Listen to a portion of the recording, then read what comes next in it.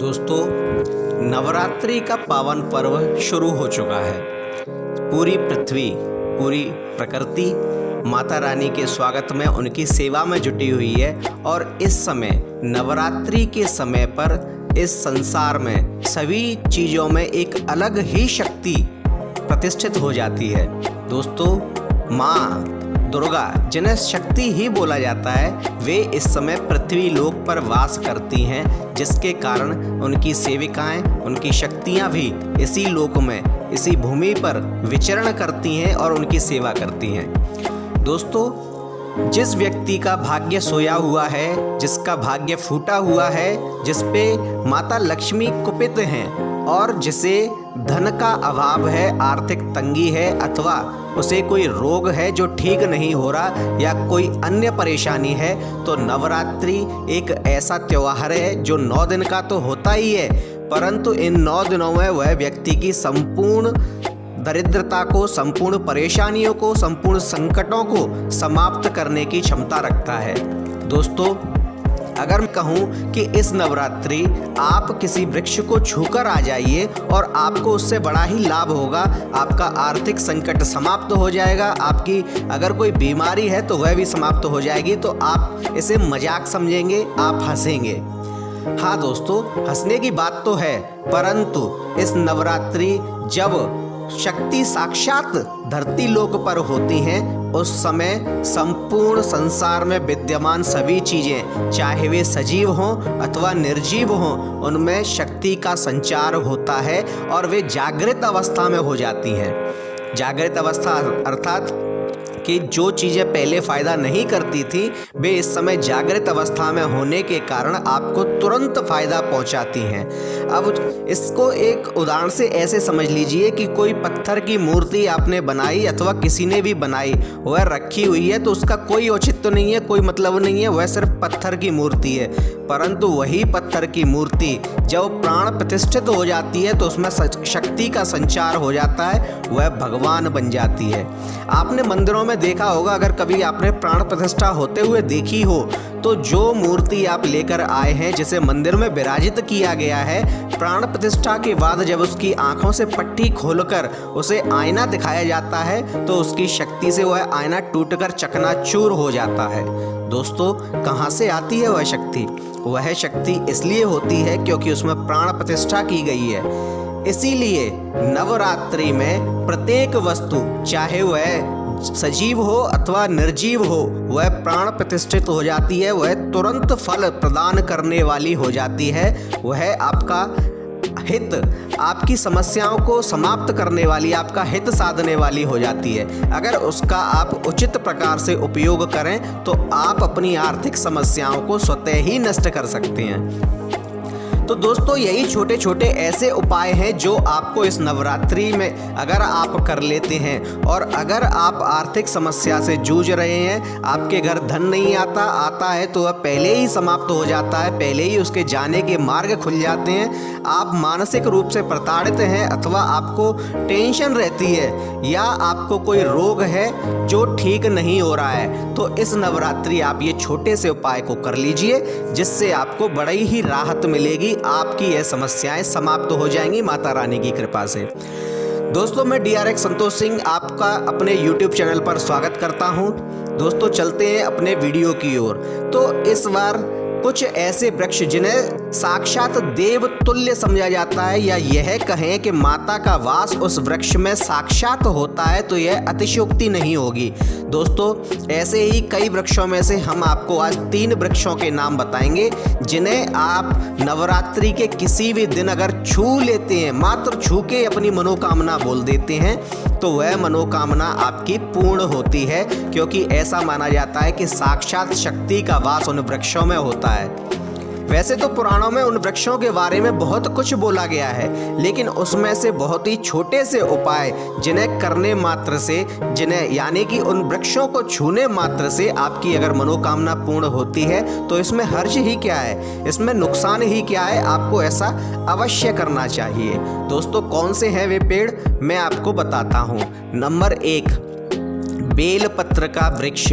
दोस्तों स्कंद पुराण और शिव महापुराण में भी बताया गया है कि बेलपत्र का जो पेड़ होता है वह अत्यंत ही शुभ होता है और इस नवरात्रि के दिनों में वह वृक्ष जागृत अवस्था में होता है। वैसे तो बेलपत्र का पेड़ सदैव ही पूजनीय होता है और पूजा भी जाता है। भगवान भोलेनाथ को लोग बेलपत्र चढ़ाते भी हैं, जिससे भगवान भोलेनाथ प्रसन्न होते हैं। परंतु क्यों चढ़ाते हैं? क्योंकि बेल वृक्ष को शक्ति का रूप माना गया है, माता पार्वती का रूप माना गया है और माता पार्वती भगवान भोलेनाथ की ही पत्नी है। जब भोलेनाथ पर बेलपत्र चढ़ाया जाता है तो वह अत्यंत ही प्रसन्न हो जाते हैं। और साथ ही अगर आप नवरात्रि के किसी भी दिन आप अगर हो सके तो एक बार, नहीं तो 7 बार, अगर आप 7 बार उसे छू सकते हैं रात्रि के समय, रात्रि अथवा संध्या के समय, सूर्य जब अस्त हो जाए उसके बाद आप बेलपत्र के पेड़ को, उसके तने को आप छू भर लीजिए और अपनी समस्या उससे कह दीजिए। शक्ति आपकी समस्या को अवश्य ही समाप्त करेंगी। आपकी जो भी तकलीफ है वह समाप्त होगी, आपकी मनोकामना पूरी होगी। करना क्या है, अगर हो सके तो आप बेलपत्र के पेड़ के नीचे संध्या के समय अथवा रात्रि के समय एक घी का दिया जला दीजिए और बेलपत्र को स्पर्श करके उनसे हाथ जोड़ के विनती करें, जो भी आपकी परेशानी है या जो भी आपकी मनोकामना है। मान लीजिए कि आपको धन से संबंधित आर्थिक कष्ट है आपको, तो आप बेलपत्र के नीचे दिया जलाकर और स्पर्श करके हाथ जोड़ के आप उनसे कहिए, विनती कीजिए कि हे बेलपत्र, नवरात्रि के इस पावन समय पर मैं आपको स्पर्श करके साक्षात जगदम्बा का रूप समझकर आपसे विनती करता हूं कि मेरी आर्थिक समस्या को आप समाप्त कर दीजिए। और यकीन जानिए दोस्तों कि नवरात्रि समाप्त होते होते आप इसका फल भी देखेंगे और आपकी आर्थिक समस्याएं समाप्त होने लगेंगी। अगर आप किसी रोग से पीड़ित हैं तो आप बेलपत्र से उसके पत्ते मांग लीजिए। यह कार्य आपको संध्या के समय अथवा रात्रि के समय करना है। लेकिन कुछ लोग कहेंगे कि रात्रि के समय वृक्ष को छूना अथवा तोड़ना अपराध है, पाप है। तो मैं बता दूं कि नवरात्रि में रात्रि जुड़ी हुई है और इस समय जो आराधना होती है, जो पूजा होती है, उसका विशेष महत्व होता है रात्रि का। यानी कि अगर रात्रि में आप कोई पूजा करते हैं, कोई साधना करते हैं, तो वह अत्यंत ही पुण्यदायी, अत्यंत ही फलदायी होती है। अगर आप किसी सिद्धि को भी पाना चाहते हैं तो उसके लिए भी आपको रात्रि में ही जागरण करना पड़ेगा, रात्रि में ही उसका पूजन करना पड़ेगा। तो रात्रि के समय अथवा संध्या के समय ही आपको यह कार्य करना है। दूसरा वृक्ष है शमी का वृक्ष। दोस्तों शमी के वृक्ष को तो आप सभी लोग जानते ही हैं कि वह कितना पूजनीय है और कितना जागृत वृक्ष है। वह दशहरे के दिन तो शमी के पत्तों को स्वर्ण के तुल्य समझा जाता है और इसीलिए नवरात्रि के समय माता का वास शमी के वृक्ष में होता है। अगर आप अपनी आर्थिक समस्याएं हल करना चाहते हैं तो आप शमी के वृक्ष का भी उपयोग कर सकते हैं। जो विधि बेलपत्र की थी वही विधि शमी के वृक्ष की भी है। यहाँ तक नहीं, और भी है। अगर कोई स्त्री शमी वृक्ष पर जाकर लाल चूड़ियाँ जाकर बांध देती है तो उस औरत के पति की कभी भी अकाल मृत्यु नहीं होती है। जी हाँ दोस्तों, और शमी वृक्ष सभी प्रकार के फलदायक होता है। वह अत्यंत ही शुभ और अत्यंत ही प्रकट्य रूप से, शक्तिशाली रूप से, या ये कहें कि इस समय जागृत अवस्था में होता है, तो वह आपकी शीघ्र ही मनोकामना पूरी करता है। नंबर 3 अगर हम बात करें तो वह है पारिजात का वृक्ष। दोस्तों पारिजात का वृक्ष वैसे तो समुद्र मंथन के समय समुद्र से प्रकट हुआ था और माता लक्ष्मी भी समुद्र से ही प्रकट हुई थी, इसलिए माता लक्ष्मी को पारिजात का वृक्ष अत्यंत ही प्रिय है। और अगर आपकी लक्ष्मी से संबंधित कोई समस्या है, कोई आर्थिक परेशानी है, कोई आपका व्यापार नहीं चल रहा है, आपका धंधा नहीं चल रहा है, धन आगमन में परेशानी है, कहीं पैसा फंसा हुआ है या पैसा आपको मिल नहीं रहा है, आपको आय के स्रोत नहीं मिल रहे हैं, आपके आय के स्रोत बंद होते जा रहे हैं, जहाँ से भी पैसा आता था वो वहाँ से भी आना बंद हो गया है, पैसा आता तो है लेकिन टिकता नहीं है, जाने का रास्ता पहले ही ढूंढ लेता है। अगर इस प्रकार की आपको धन से संबंधित किसी भी प्रकार की परेशानी है तो समझ लीजिए कि पारिजात का वृक्ष आपके लिए रामबाण उपाय है। नवरात्रि के किसी भी दिन, अगर हो सके तो शुक्रवार के दिन, और अगर शुक्रवार के दिन नहीं कर सकते हैं तो किसी भी दिन, नवरात्रि के किसी भी दिन, ध्यान से सुनिएगा, नवरात्रि के किसी भी दिन आप जाकर पारिजात वृक्ष को अपने हाथ से छू लीजिए। संध्या के समय अथवा रात्रि के समय छू लीजिए और छूकर हाथ जोड़कर उसे विनती कीजिए कि हे पारिजात, आप लक्ष्मी को अत्यंत प्रिय हैं, आप लक्ष्मी आपकी बहन हैं और हमारे जीवन में यह संकट है, यह परेशानियां हैं।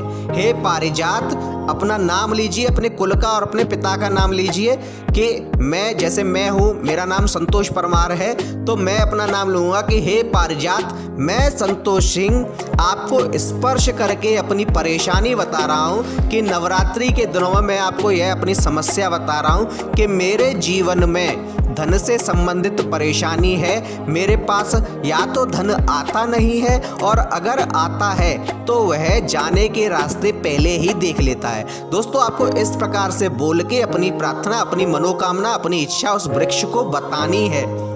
जब आप यह कर लेंगे और उसे छुएंगे, यानी कि नवरात्रि में वैसे तो आपको 7 दिन तक उसे संध्या के समय स्पर्श करना है। अगर 7 दिन आप नहीं कर पाते हैं तो यह वजह भी आप बता दीजिए कि मैं 7 दिन आपको स्पर्श नहीं कर सकता, आज ही के दिन मैं आपको स्पर्श करके अपनी समस्या बता रहा हूँ। कृपया मुझ पर दया कीजिए और मुझे ऐसा आशीर्वाद दीजिए कि माता लक्ष्मी मुझ पर प्रसन्न हो और मेरे भंडार भरें। दोस्तों, आप यह प्रार्थना करके देखिए, आप माता पर अपना सच्चा विश्वास रखिए। माता इन 9 दिनों भूलोक पर ही वास करती हैं और वे आपकी मनोकामना अवश्य पूरी करेंगी। अगर आपको माता रानी पर जरा सा भी यकीन है, आपको भरोसा है कि माता रानी सब कुछ ठीक कर देंगी, तो आप यकीन जानिए, आप अपना भरोसा टूटने मत दीजिए, क्योंकि माता रानी आपके हृदय में बैठी हुई हैं, वे आपकी भावनाओं को जानती हैं। अगर आप उन पर भरोसा करते हैं तो वे अपने भरोसे को कभी टूटने नहीं देंगी और आपकी समस्याएं समाप्त होने लगेंगी। अगर आपकी धन से संबंधित कोई भी समस्या है वह समाप्त होने लगेगी और आप नवरात्रि समाप्त होते होते अपनी आंखों से देखोगे कि आपकी मनोकामना पूर्ण होने लगी है। दूसरी चीज़ दोस्तों, यह मनोकामना आपको इन वृक्षों को छूकर इन्हीं से बोलनी है। इसके अतिरिक्त आपको अपनी बातें किसी और को नहीं बतानी, यानी कि आपने वृक्ष से क्या मांगा और क्या बोला उससे, ये बातें आपको किसी और को नहीं बतानी है, क्योंकि अन्य किसी को बताएंगे तो बातें बट जाती हैं और अन्य प्रकार के प्रभाव भी पड़ते हैं, तो उसमें फिर बाधाएं आने लगती हैं, संकट आने लगते हैं, क्योंकि जो शक्तियाँ, जो माता की सेविकाएं आपकी सहायता के लिए आ रही होती हैं, उन्हें टोका लग जाता है और फिर वे आपकी सहायता नहीं करती हैं। इसलिए ये बातें सिर्फ इन वृक्षों को बतानी है, इसके अतिरिक्त अपने मन में रहनी है। बस माता रानी आप पर कृपा करेंगी, आपके सारे कार्य सफल होंगे, आपको सिद्धि मिलेगी, आपके कार्य सफल होने लगेंगे, आपका धन संबंधित जो भी समस्या होगी, स्वास्थ्य से संबंधित जो भी समस्या होगी वह समाप्त होने लगेगी। इसके अतिरिक्त आपको और कुछ भी नहीं करना है, आपको किसी को भी यह बात चर्चा करके नहीं बतानी है कि हमने ऐसा ऐसा किया था। तो दोस्तों, अगर आपको हमारा वीडियो अच्छा लगे तो कृपया इसे लाइक कीजिए, शेयर कीजिए, कमेंट में जय माता दी अवश्य लिखिए और साथ ही हमारे चैनल को सब्सक्राइब कीजिए। धन्यवाद।